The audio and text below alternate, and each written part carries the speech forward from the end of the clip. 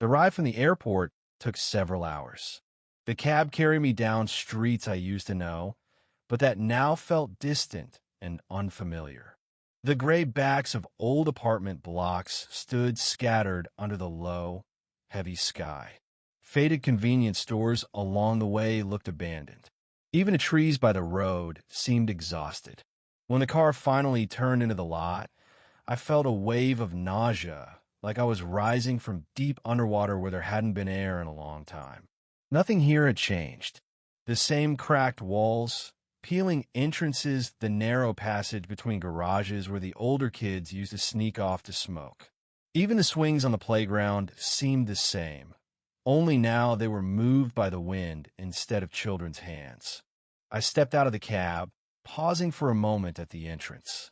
The damp smell of old concrete hit my nose. Once, I could have picked that smell out of 100 others.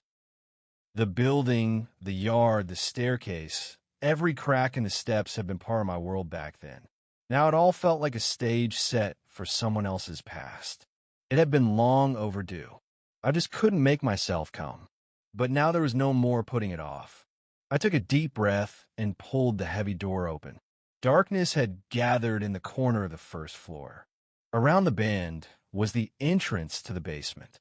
Out of an old childhood habit, I quickened my pace and walked past without looking.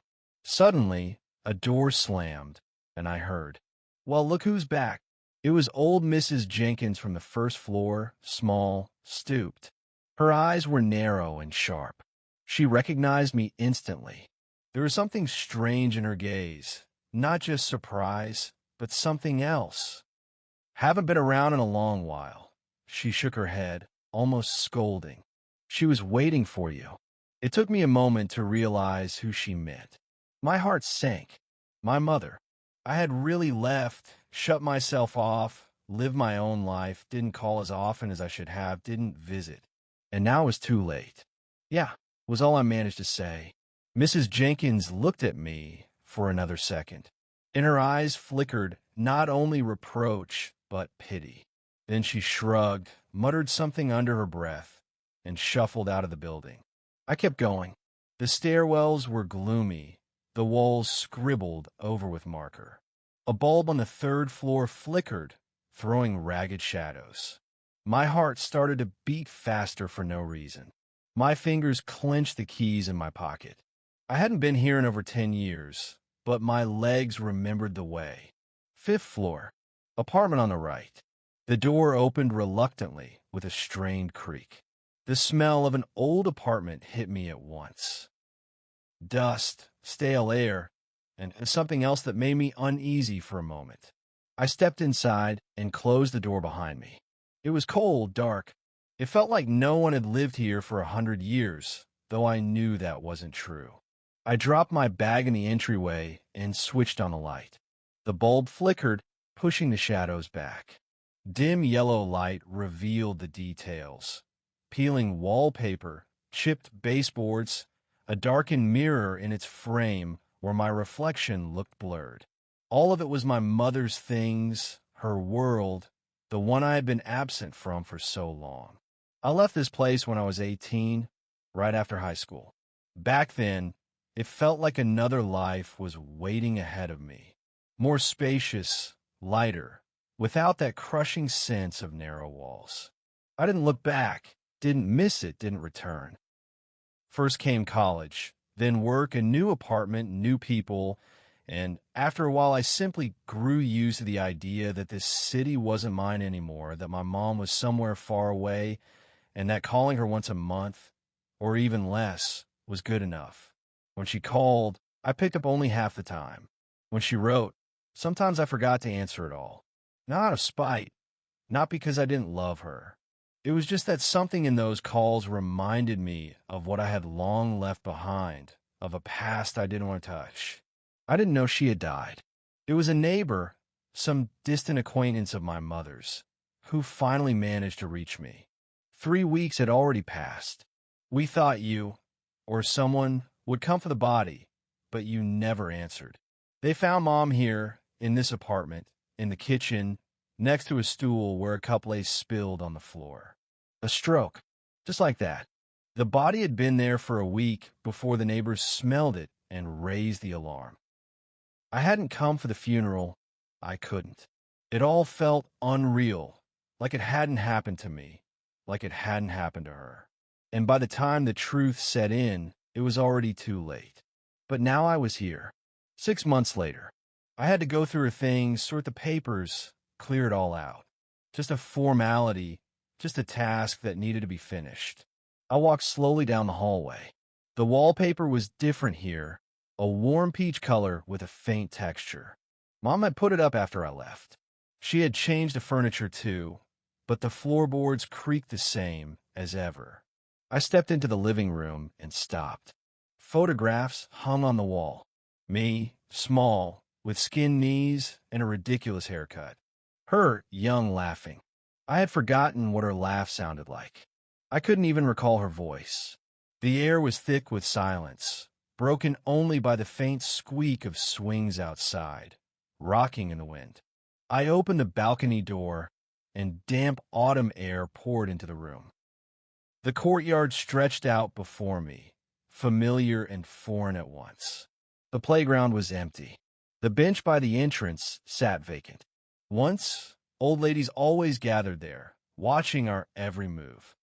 Fragments of memory flashed through my mind, but refused to form a whole, like pieces of a dream long forgotten. We had run wild here, bloodying our knees, hiding in dark archways, whispering secrets. Someone laughing, someone calling my name, and then a scream. A sharp, thin scream, like a knife. I gripped the cold balcony rail and winced. What the hell? Why would I suddenly remember that? Behind me, something creaked in the apartment. I froze. The sound came again. Light, quick footsteps across the old floor, like a child running, made me spin around. The room was empty. Only dust and the stretched shadow of the doorframe across the floor. But I had heard it, or thought I had. Maybe just nerves. I hadn't been here in so long. Anyone's imagination would run wild. I needed to look around, make a plan, go through the things. I decided to start with my old room. I opened the closet, and a wave of mothballs and stale paper, untouched for years, rushed out. On the top shelf, under a layer of dust, sat a cardboard box marked Sammy. My mother's handwriting, round and careful. I pulled the box down and set it on the bed. Inside were old-school notebooks with crooked dates on the covers, a plastic toy gun with a broken trigger, a few pins with cartoon characters, and a thick album in a blue cover with faded gold lettering. School years. I opened at random.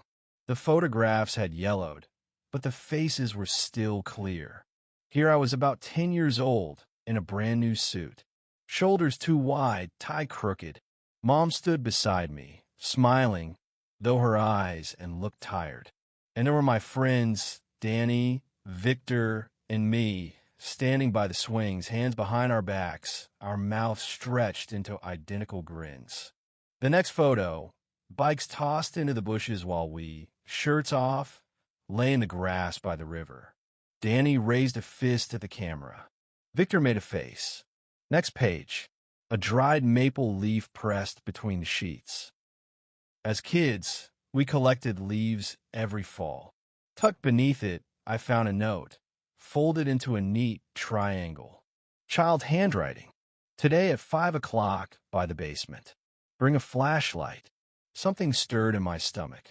On the back, scribbles, or else she'll run off again, and a goofy doodle with its tongue sticking out. I froze, trying to catch the image slipping from my memory. Victor whispering something, us hiding behind the garages, someone sobbing, then all of us running as fast as we could. I slammed the album shut. My heart pounded as if I were still running. What the hell was that? I put the album back in a box, but the feeling that I was missing something wouldn't go away. Like a song stuck in your head. You know a fragment, but can't recall the rest. I walked to the window. The yard was already dark. The swings moved on their own, as if someone invisible had just gotten up from them. My head throbbed with a rush of memories, and deep in my gut clawed that anxious, unexplainable feeling. I decided I needed to get out, clear my head, buy some water, maybe some food too. The fridge, of course, was empty. The stairwell greeted me with that same damp smell. The bulb on the third floor kept flickering, casting ragged shadows on the peeling walls. Finally, I reached the turn on the first floor. In the corner was the basement door. I didn't intend to look at it. Just wanted to walk past like I did as a kid when we were too scared to even glance that way. But something made me slow down. The door was old, metal, heavy. Paint flaked off, leaving rough patches like lichen on bark. The handle was blackened with age, and for some reason, it felt slightly damp, like someone had touched it before me. I reached out. The cold metal bit into my hand, and then childish laughter. We were running across the yard, shouting, our feet clattering on the asphalt. Victor held a flashlight, his face twisted into a wild grin. "Faster!" yelled Danny. I turned and I jerked my hand back like I'd been burned. My heart pounded so hard it throbbed in my temples. What was that? Another fragment. A memory that refused to form a complete picture. Only the feeling remained. Something was off. Something I didn't want to remember. The basement door stood still, but suddenly it seemed like a cold draft seeped from the gap beneath it. Enough, I muttered to myself. Fatigue, nerves, nothing more. I spun around and almost ran to the street, not looking back. The outside air hit me with a biting wind. I took a deep breath, trying to calm the tremor in my hands. Even 100 meters away from the building, I felt it, something pulling me back, as if someone in the dark basement was waiting. The street was dark. Yard lights were out. Only a dull glow from windows fell across the asphalt. I walked fast, barely looking around, until I reached the 24-hour convenience store on the next street. I grabbed a bottle of water, a pack of cookies, some instant noodles. The cashier, a sleepy, puffy-faced man, rang up my items without a word. 15, he muttered. I handed him the money. Then he squinted at me. Sammy. I looked up, surprised. Whoa, didn't expect to see you. He smirked. Didn't recognize me at first. I'm Vance from the 5th building, I said, trying to place him. His face seemed familiar, but right, I nodded, still not remembering completely. You here for your mom? He asked as he counted my change. No, well, yes, kind of late, actually. He paused for a second, then nodded. Yeah, I heard. Condolences. Thanks, I muttered. I grabbed the bag and was already turning to leave when he added, By the way, have you seen Victor or Danny? I turned. No. Why?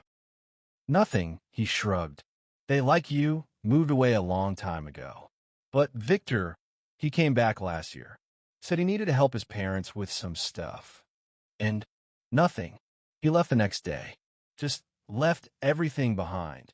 Why? The cashier frowned, as if trying to remember. He said it felt wrong for him to be there, like he remembered something. What did he remember? I asked. He didn't say, just left like he'd been burned. I nodded silently and left. I returned to the apartment with a heavy bag and an even heavier mind. The conversation kept spinning in my head. Left like he was burned, like he remembered something. What could Victor have remembered? And why did it make him run? I boiled the noodles, but I couldn't eat. I couldn't get a bite down. I left the full bowl on the table and collapsed onto the couch, staring at the ceiling. The night was restless. I tossed and turned on the stiff couch, unable to shake the anxious thoughts. Outside, the wind bent the branches of an old maple. Their shadows slid across the walls like living creatures. Fragments of memories swirled in my head. Victor, Danny, that damn basement. And that obsessive feeling that I'd forgotten something I shouldn't remember. I finally began to drift off when I heard a knock, quiet but distinct from the stairwell. I listened. Maybe the building creaked, but a few seconds later, it came again, like someone was lightly tapping their fingers on the railing. My heart beat faster. "Who's there?" I asked into the darkness. Silence. Then, light, quick footsteps, almost like a child's. I jumped off the bed, fumbling for my phone. 3:17 a.m. Hands shaking, I turned on the hallway light. The apartment seemed unnaturally quiet. Only the creak of the floorboards under my feet broke the silence. I cracked the door and peered into the stairwell. Darkness. Empty. I was about to step back when I heard a thin voice call out. Sammy. What the hell? Who calls your name at this hour? I moved toward the voice. Anyone here? The hollow echo swallowed my words. I went down a few flights, reaching the first floor. When I looked down, I saw it. The basement door was slightly ajar. A thin strip of blackness in the doorway looked sinister. I remembered clearly, earlier when I went to the store, the door was locked.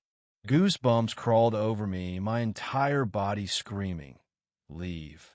But some inexplicable force pulled me forward. I stepped closer, feeling a cold draft creeping from the gap beneath the door. My hand reached instinctively for the cold metal surface. And then, Sammy. the voice was so clear it felt like someone was standing right behind the door. I jumped back, my heart hammering. Suddenly, the door creaked open a little more, just enough, as if inviting me in. I lifted my phone, turning on the flashlight. The beam cut through the darkness, revealing dust-covered steps and tiny footprints, like someone had walked barefoot there recently. I didn't want to go down. Fear gripped my throat, but something stronger than fear pulled me toward the basement. The first step sent a chill crawling over my body. Another step, and I crossed the threshold into what I had worked so hard to forget. I moved slowly down the stairs, keeping my shoulder pressed against the cold concrete wall. The shaking beam of my flashlight cut through the darkness, revealing familiar shapes. Faded pipes ran along the ceiling, piles of old junk coated in dust. My feet slipped on the damp steps. Childhood footprints led deeper into the basement. I followed them. Each step echoed. To my left, a broken pipe oozed water, the drops falling into a puddle, ringing out like gunshots across the row of doors, storage rooms. The basement had dozens of them. Residents used to leave old tools or random things here. In my childhood, almost no one ever went inside. I approached the farthest door. A solid wooden door, its paint peeling, rust streaking the handle, dark and ominous in the flashlight beam, almost like dry blood. I reached out, brushing my finger against the rough surface, and in that instant, a memory flashed. Danny, Victor, and I stood before this very door. I held a flashlight, its beam trembling just as it did now. Victor's eyes sparkled with excitement. Danny was giggling. The door creaked open slightly, and a soft whimper came from inside. "Close it," Victor whispered. My small hand pushed the door. Hinges screamed. A dull thud from within. Then silence. I shivered. What was that? Who or what was inside? What were we doing here? The flashlight revealed scratches on the door, etched from the inside, as if someone had been desperately trying to get out. I need to get out. Now. I began to turn, but then the storage room door started shaking. The phone's flashlight flickered erratically, casting uneven shadows across the damp walls. I froze as cold sweat ran down my back. In the far corner of the storage room, a shadow moved. I jumped back instinctively. At the same moment, a faint whisper reached me. It was everywhere at once, as if the sound wasn't coming from outside but directly inside my head. My heart raced. I bolted for the stairs. But before I could take more than a couple of steps, the basement door slammed shut with a deafening crash. The sound was so loud it made my ears ring. The air grew thick, heavy, almost tangible. The wall seemed to shift a half step closer. My chest tightened. The flashlight continued to flicker like it had a mind of its own. And then, in the stuttering light, a figure appeared. A small girl in a filthy dress that had once been white. At first, I could only make out the outline, but each flicker brought sharper, more terrifying details. Her face, almost human, almost normal, but something was unmistakably wrong. Her features seemed slightly blurred, as if someone had tried to reconstruct her face from a vague memory. Her eyes were huge, dark pupilless. Her mouth was too wide, a thin slit where lips should have been. She didn't move abruptly, didn't lunge. She just stood there, staring. But in that stillness, there was something utterly horrifying. Her gaze, empty, yet somehow knowing, seemed to burn right through me. And then the memories came rushing back like a flood. Finally, all the puzzle pieces fell into place. Summer, the heat. We were 10, running wild through the neighborhood, feeling like kings of our little world.